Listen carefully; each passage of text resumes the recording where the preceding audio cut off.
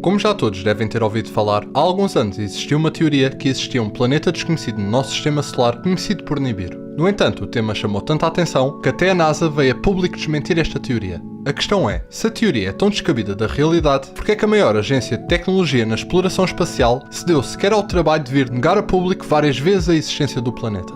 Bem, talvez porque quem falou na existência de Nibiru tenha sido a civilização mais avançada do mundo antigo, os Sumérios. Esta civilização, apesar de viver há cerca de 5.000 anos atrás e inventarem a escrita por volta de 3.200 a.C., tinham conhecimentos impressionantes para aquela época. Aliás, muitos dos conhecimentos que estes possuíam, ninguém consegue explicar o porquê. Um bom exemplo disso é o facto de conhecerem a teoria do heliocentrismo milhares de anos antes desta ideia ser comprovada. Assim sendo, é normal que a NASA tenha necessidade em explicar-se publicamente quando a história vem da civilização que mais contribuiu para a nossa evolução. Se ainda não conhecerem os contributos desta civilização e a história intrigante que os Sumérios contam sobre a criação do ser humano por parte dos deuses, aconselho a verem o vídeo que irá sair na próxima semana onde explico tudo sobre o tema. Já o vídeo 2 é mais focado na rota de Nibiru, apoiado pelos livros das Crónicas da Terra, de um historiador que há dezenas de anos atrás era dos poucos académicos capazes de ler as tabletas sumérias e interpretar o sumério antigo e mesmo o acadiano. Refiro-me a Zecharia Sitchin. Mas mais importante é que vamos poder ver o que alguns cientistas e astrónomos acabam de descobrir sobre um possível planeta desconhecido do nosso sistema solar que naturalmente várias pessoas estão-se a questionar se será Nibiru.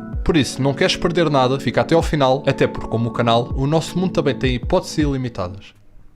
A partir das traduções levadas a cabo por Zecharia Sitchin de várias tabletas de argila deixadas pelos Sumérios, que hoje estão em exposição em vários museus, como o de Londres, o de Berlim e tantos outros. Os Sumérios estavam em contacto não apenas espiritualmente, mas também fisicamente com os seus deuses. A diferença é que estes seres evoluídos, conhecidos por Anunnakis, traduzido para português, aqueles que desceram dos céus, habitavam um planeta distante e perdido para sempre no nosso sistema solar. Entre estes deuses que habitavam Nibiru, o principal chamava-se Anu, conhecido por ser o Senhor das Constelações, Rei dos Espíritos e dos Demónios. Já ao contrário de outras religiões, este tinha uma morada física, um planeta chamado Nibiru, também conhecido por Marduk, 12º planeta, planeta da travessia ou planeta do cruzamento, sendo principalmente representado pela imagem de um disco alado e adorado na forma de cruz. E mesmo que tenha algumas diferenças, este símbolo tem passado de geração em geração. Segundo os Sumérios, esta seria a morada celestial dos deuses, até porque além de haver o Deus Supremo Anu, existiam mais 11 deuses no panteão sumério, todos com importâncias e tipos de adoração diferentes. Por ordem crescente de grandeza, encontrava-se Anu em primeiro, a sua mulher Antu em segundo, de seguida estariam os seus filhos e as respectivas mulheres, e assim por diante. Se repararmos no número 12, que diz respeito ao panteão sumério, é um número desde a antiguidade ligado ao divino. Podemos perceber que os homens da Grécia Antiga também tinham 12 deuses no panteão do Olimpo, o que é normal, visto que é sabido no meio académico que os gregos beberam muito da cultura egípcia, que por sua vez inspirou-se bastante na Suméria.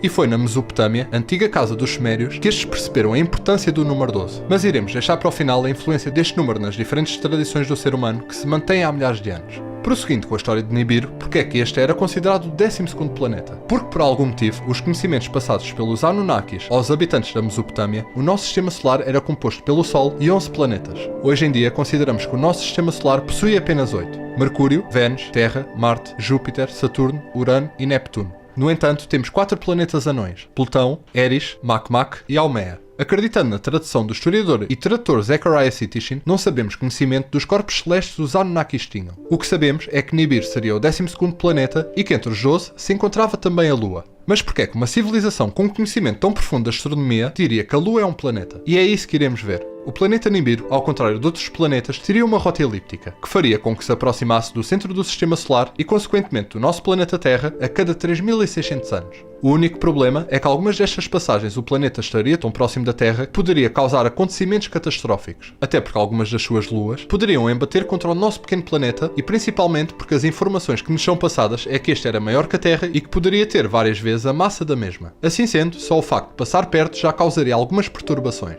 Segundo os Sumérios, foi isto que aconteceu. E quanto mais conhecemos as descobertas das civilizações da Mesopotâmia, menos temos espaço para dúvidas do quanto fomos influenciados em diferentes áreas até aos dias atuais. Uma das áreas e possivelmente a causa mais desconforto para os astrónomos e cientistas foi a astronomia. Desde o conhecimento do heliocentrismo milhares de anos atrás, antes deste ser conhecido, até à descrição de planetas como Urano e Plutão, que conhecemos há menos de 100 anos, é algo sem dúvida notável e que deixa os académicos perplexos. Contudo, os Sumérios referiam-se a todos os corpos celestes como Mul, que em português significa aquele que brilha nas alturas.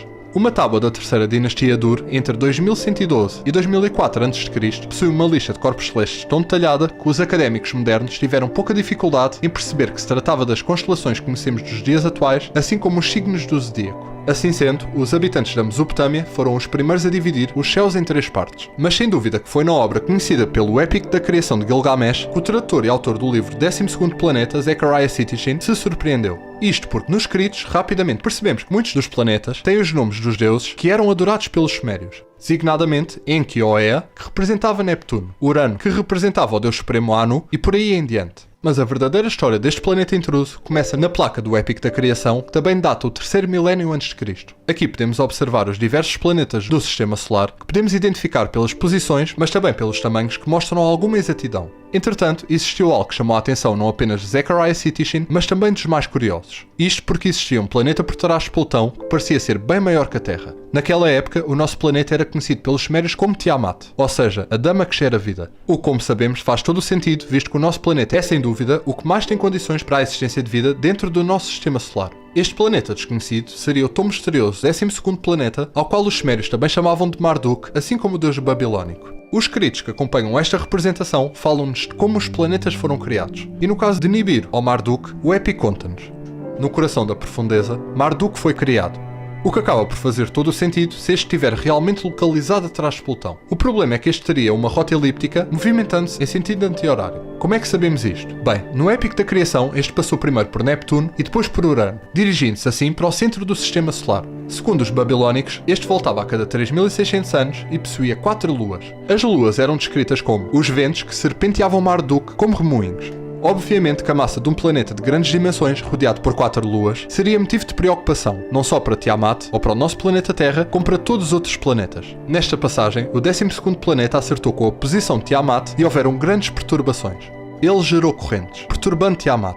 Os deuses não ficaram parados, arrastados como em uma tempestade. Tiamat e Marduk avançaram um contra o outro. Eles aproximavam-se para a batalha. O Senhor abriu a sua rede para envolvê-la. O vento malévolo, o derradeiro, ele libertou na sua face. A fúria dos ventos tempestuosos em seguida atingiu a barriga dela. O corpo dela tornou-se inchado. Tendo enfim a derrotado, o suspiro de vida dela extinguiu-se. Se aceitarmos as traduções, é fácil perceber que os restantes planetas do nosso Sistema Solar foram perturbados pela sua passagem, e que foi uma das luas de Nibiru que embateu na Terra. Segundo Zecharia Sitchin, foi assim que Marduk partiu Tiamat ao meio, criando a Terra e a Lua que iriam reformar-se com o tempo, e o motivo pelo qual os Anunnakis descreviam a Lua como um planeta. Mas não seriam os únicos vestígios deixados pela passagem do planeta dos deuses. Segundo os escritos babilónicos, o cinturão de asteroides também teria sido criado pela invasão de Nibiru. A outra parte dela ele deixou como uma proteção para os céus. Ele envergou a grande cauda de Tiamat para formar a grande faixa como um bracelete. Hoje em dia, os estudiosos da Bíblia reconhecem que a compreensão bíblica sobre os primeiros eventos é baseada nos épicos de cosmologia suméria. Várias teorias dos académicos dizem que o cinturão de asteroides teria sido proveniente do embate com o corpo celeste, isto dentro do nosso Sistema Solar. Até aos dias atuais, são estudadas algumas perturbações registadas em alguns dos planetas do nosso Sistema Solar que podem sugerir a existência de um corpo celeste desconhecido. Mas se isto é tudo verdade, onde é que está realmente Marduk, ou o tão conhecido 12º planeta? Em 2020 foi publicado um artigo no Astronomical Journal onde os cientistas da Universidade da Califórnia nos Estados Unidos da América sugerem que estão a estudar um corpo celeste desde 2016 que se parece com o misterioso planeta Nibiru. Os académicos dizem que o astro, que faz parte da história da antiguidade, seria um planeta com cerca de 10 vezes a massa da Terra, que teria uma órbita externa ao Sistema Solar e explicaria as órbitas peculiares de alguns objetos no cinturão de Kuiper. As medições também revelaram que este corpo celeste é muito inclinado e alongado, e que esta presença também pode ser fundamentada por indícios gravitacionais de alguns planetas do nosso Sistema Solar. O cenário teorizado é bem parecido com a criação da antiga morada celestial dos antigos deuses da Mesopotâmia. De acordo com a teoria, o exoplaneta teria-se formado num sistema solar interno, mas teria sido expulso por interações com Júpiter. Entretanto, as outras estrelas teriam estabilizado a órbita do 12º planeta, isto pouco depois do início da criação dos planetas do sistema solar. Um dos astrónomos responsáveis pela pesquisa, chamado Paul Callas, mostra-se fascinado com a teoria ao dizer que é como se tivéssemos uma máquina do tempo para o nosso próprio sistema solar, voltando 4,6 bilhões de anos para ver o que pode ter acontecido quando o nosso jovem sistema solar estava dinamicamente ativo e tudo sendo empurrado e reorganizado. Já em 2021, a equipa de pesquisa da Universidade da Califórnia noticiou que a espera para este planeta ser visualizado pode estar prestes a acabar. Isto porque em 2023 ou 2024 este vai poder finalmente ser avistado. Mas será que este corpo celeste está realmente conectado com o 12º planeta referido há milhares de anos atrás? Fica ao critério de cada um no que é que acredita ou deixa de acreditar. Entretanto, para finalizar o tema, se repararmos, o número 12, também associado a Nibiru, aparece desde os primórdios da civilização. A origem desta teoria não podia ter nascido em outro lugar senão na própria Mesopotâmia, onde os habitantes perceberam que o nosso dia é dividido em dois períodos de 12 horas, conhecido pelo dia e a noite, assim como o nosso ano tem 12 meses e o nosso relógio 2 vezes 12 horas. E quando percebemos a importância de um simples número em várias áreas da nossa sociedade, não conseguimos ficar indiferentes. Até porque este número também foi deixado para as religiões atuais. Existiam 12 apóstolos e mesmo quando Judas se enforcou devido à traição, foi substituído por Matias para que continuassem a ser 12. 12 eram as tribos de Israel. 12 portas têm a cidade de Jerusalém. 12 são os anjos que guardavam a mesma. 12 vezes Jesus apareceu depois de ser crucificado. Os rabinos da antiguidade afirmam que o nome de Deus era composto por 12 letras. Jacó teve 12 filhos, de onde derivaram as 12 tribos de Israel, e usavam um peitoral com 12 pedras incrustadas que, segundo a tradição, são as bases dos 12 poderes cósmicos. Mas havia outras culturas e sociedades que usavam o 12 na base da sua religião. Por exemplo, os deuses dos caldeus e dos romanos eram divididos em 12 grupos. Odin, conhecido por ser o deus supremo escandinavo, tinha 12 nomes. Assim como Platão, também relata 12 deuses do Olimpo. Já no Japão primitivo, eram adorados 12 deuses. Segundo a tradição coreana, o mundo está dividido em 12 regiões. No Antigo Egito, a Tábua das Esmeraldas deixada pelo deus Thoth contém 12 proposições essenciais que cabe ao discípulo descobri-las e estudá-las. E até nos tempos mais recentes, seguiu-se a tradição com a coroa do rei de Inglaterra, atualmente a rainha Elizabeth II, a ser incrustada com 12 pedras, cada uma simbolizando as virtudes e funções da monarca.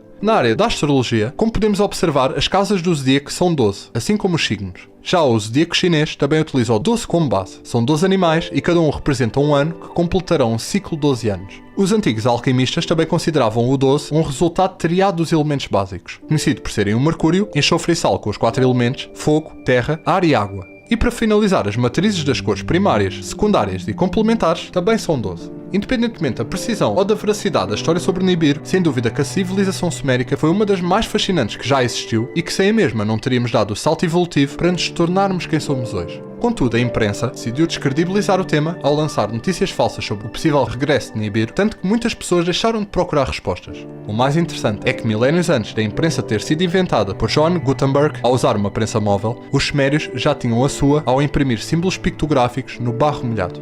Por hoje é tudo, espero que nos encontremos no próximo vídeo. Fé. Que Jerusalém pode ter sido citado como Éden e que Jesus pode ter sido crucificado no mesmo local em que Adão foi enterrado. E antes de irmos à localização que mais se tem falado nas últimas décadas e de algumas possíveis provas,